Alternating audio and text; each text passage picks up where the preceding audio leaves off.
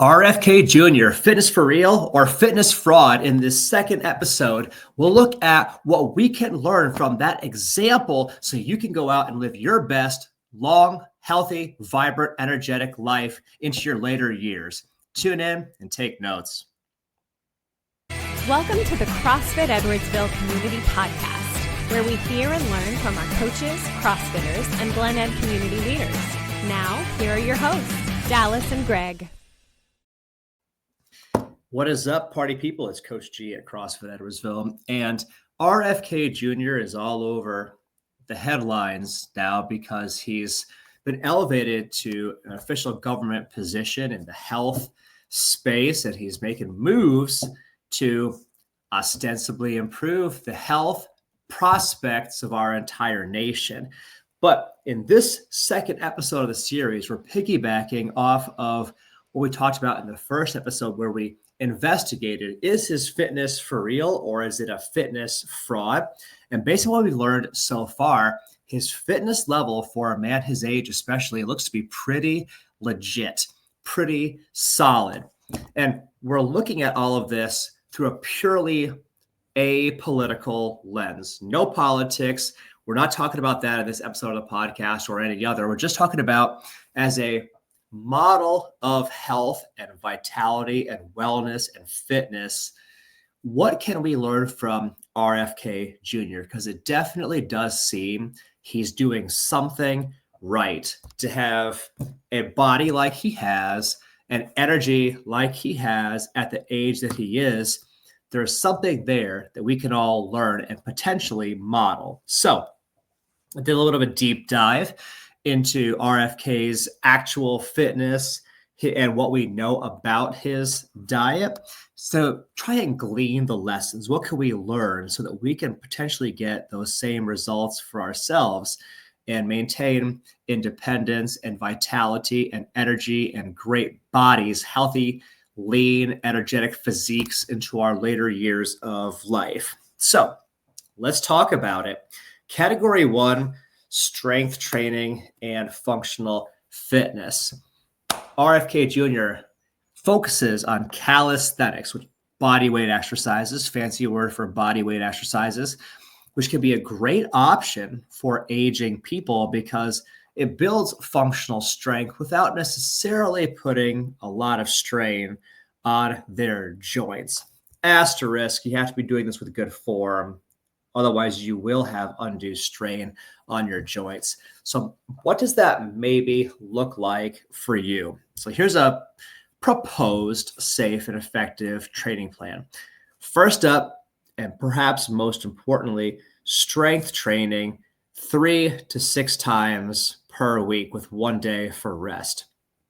This would include simple body weight exercises such as push-ups or incline push-ups, pull-ups with assistance as needed, or ring rows as needed, squats, like body weight squats, planks for core strength, posture support, maybe some resistance band exercises, which are like a nice little 2.0 step up from purely body weight stuff.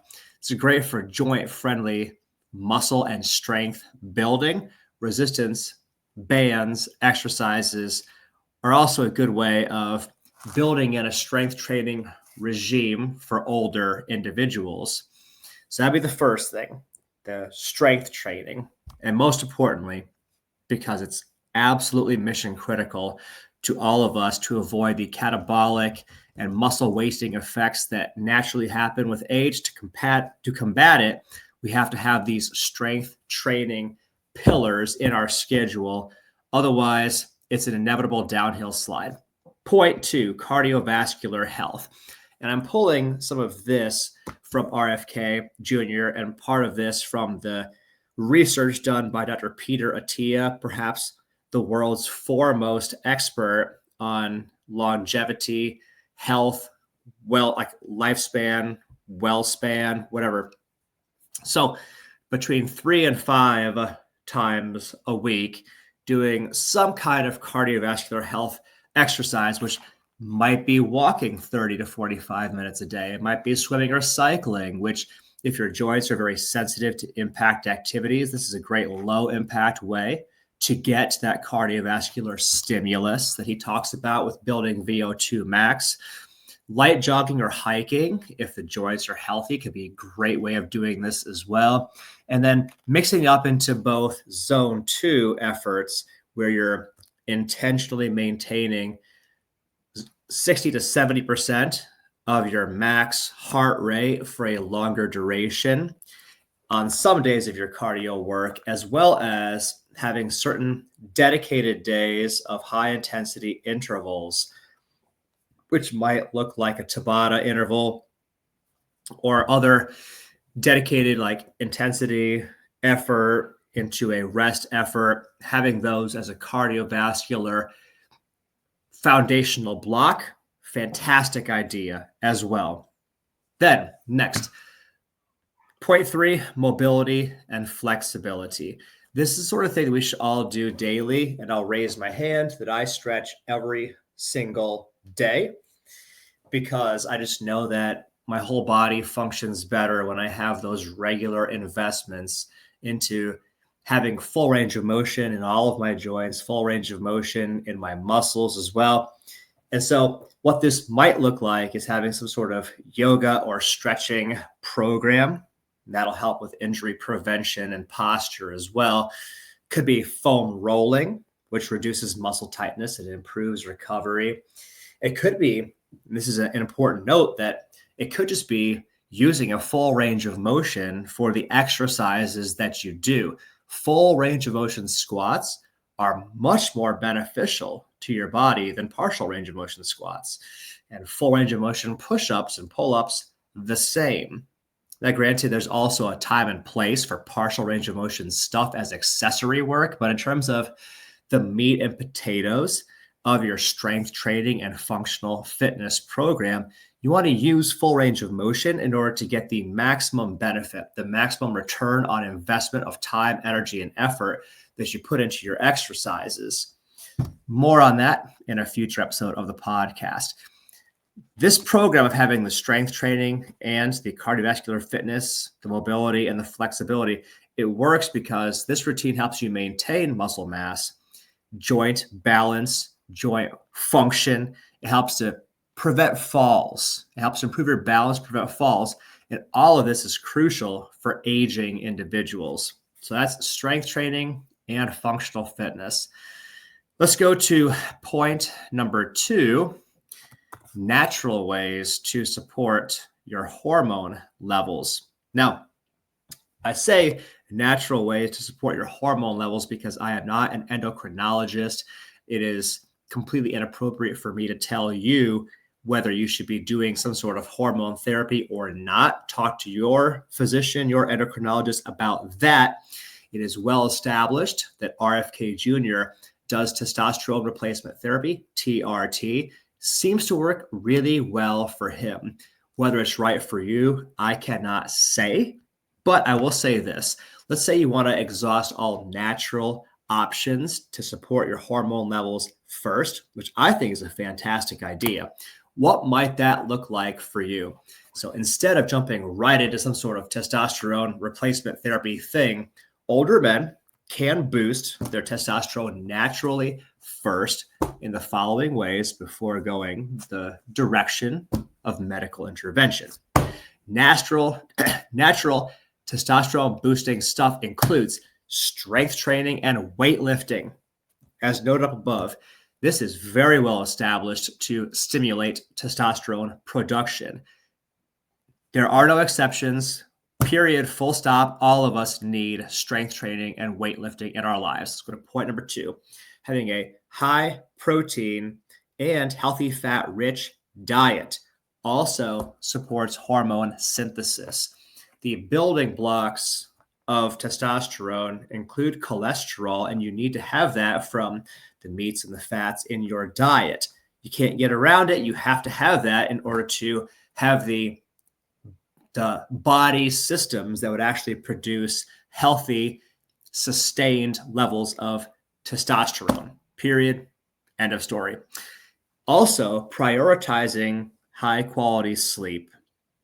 I think that for everybody, trying to get at least 8 hours of sleep at night is a fantastic way of preserving your body's ability to produce testosterone and to naturally increase it. Sleep is essential for testosterone production. The flip side of this, by the way, is also true. If you are chronically sleep deprived, it can be one of the things that suppresses your body's ability to naturally produce testosterone. So be sure that you prioritize getting high quality sleep. And that might mean doing a little bit of homework online and learning about sleep hygiene practices, having white noise in your room, blackout curtains, going to bed at consistent times, even on weekends, getting up at consistent times, and maintaining the temperature and the level of humidity in your sleeping space. All of these can contribute to higher quality sleep and therefore higher testosterone levels. Next, reducing stress and keeping cortisol levels in check. Chronic stress is well known to reduce testosterone levels. So things that you can do to reduce chronic stress and keep stress managed or mitigated will also help you to keep your testosterone levels higher. And this might be meditation, might be breath work, deep breathing, even enjoyable hobbies, getting out in nature, maybe getting out of rubber soles and actually walking in the grass barefoot every once in a while, getting outside, seeing the sun, being in nature, breathing in fresh air. All of these things tend to be great natural ways of blowing off stress. I might even propose that doing martial arts, mixed martial arts, some kind of combat sport is actually a great way of blowing off steam and stress and reducing your cortisol levels the rest of the time. And finally, final note on natural ways of supporting hormone levels, maintaining a healthy body fat percentage, because when you have a lower body fat percentage, you'll have higher testosterone levels. The flip side of the coin is also true, that having higher levels of body fat, especially visceral fat, the fat around your organs, leads to lower testosterone levels. Keep that in mind. So, and then once you've exhausted all of these possibilities, go and talk to an appropriate medical person. If it doesn't have you where you want to be, then go talk to an appropriate medical professional about TRT or whatever. So, number 2, natural ways to support hormone levels, lessons learned from RFK Jr. And finally, having a nutrient-dense, intentional, purposeful, high-quality, healthy diet. You knew it was coming. It definitely is here. I can't necessarily recommend that we consume raw milk as RFK does, although you might look into that as something that maybe you include in your dietary rotation to see how it affects you. I can't necessarily advocate in its favor, but do your own research, because it does have some risk of foodborne illness, but perhaps you could get similar benefits of raw milk through other safe and nutrient-dense foods. For example, prioritizing lean meats, fish, eggs, potentially plant-based proteins. Be sure you're getting enough protein. A good general guideline is to get 1 gram of protein per pound of body weight that you have. It's a good starting point anyway.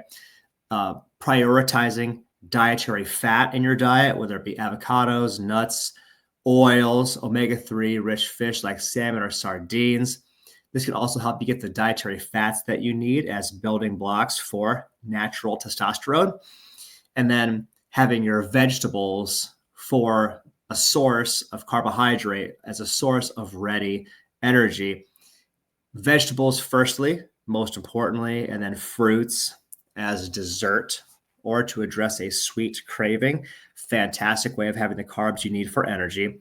And then potentially you may investigate probiotics for gut health, like fermented foods instead of raw milk.